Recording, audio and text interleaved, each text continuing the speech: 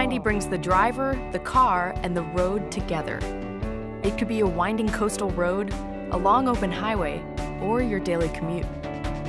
The S90 allows you to customize your drive and experience the luxury of an intelligent sedan, where all systems work together in perfect harmony. I'm in Sweden to find out how the S90 feels on the road and to talk with one of the engineers responsible for creating this dynamic driving experience.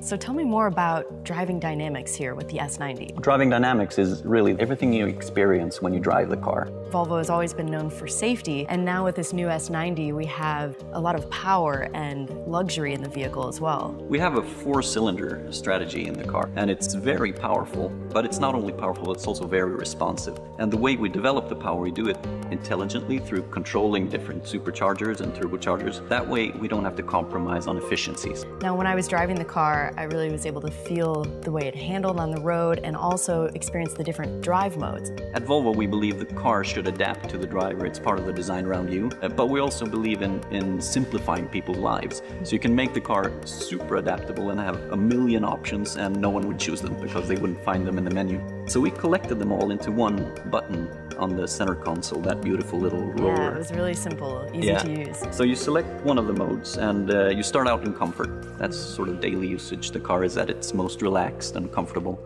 But if you find a stretch of road that's really inspiring, or you want just to have that extra bit of confidence, you select the dynamic.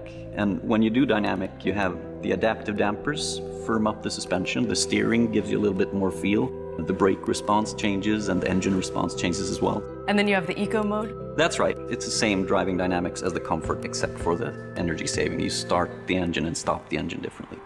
So when I was driving the S90, I encountered a few different road conditions and was wondering if you can tell us, how does the S90 know to send power to whichever wheel needs it most?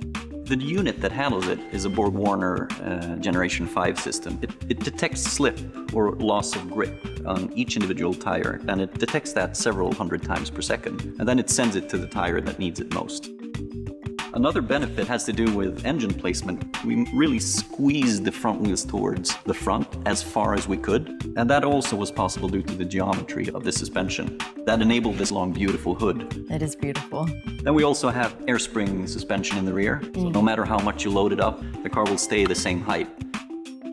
Every single thing that affects the driving experience has been tweaked and tuned to provide that luxury sedan experience. So a lot of years of development that went into creating this beautiful car. Yes, this is where we can do the very best car possible. It really has no limitations, and the systems that we have in the car allow us to make a car pretty much without compromise when it comes to vehicle dynamics.